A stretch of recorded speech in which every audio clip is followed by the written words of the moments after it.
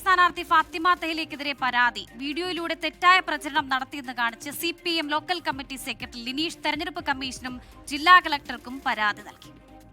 വർഷ ഗിരീഷ് വിവരങ്ങൾ നൽകാനായി ചേരുന്നുണ്ട്. വർഷ, ഈ ഫാത്തിമ തെഹ്ലിക്കെതിരെയുള്ള ആരോപണം അതെന്താണ്? ഈ പരാതിയിൽ പറയുന്ന വ്യക്തമായ കാര്യങ്ങൾ എന്തൊക്കെയാണ്?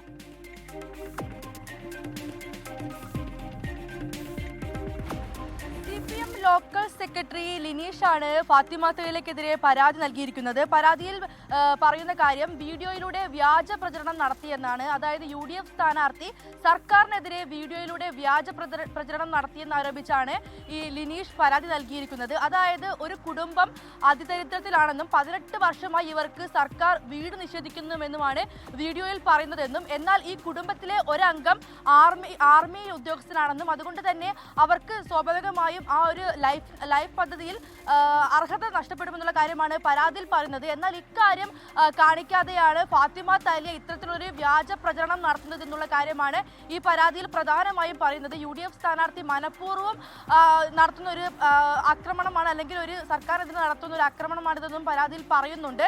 എന്തായാലും ഇതിനെതിരെ ഉടൻ നടപടി വേണമെന്നുള്ളതാണ് ആവശ്യം. ശരി, വർഷ ഗിരീഷാണ് വിവരങ്ങൾ നൽകിയത്.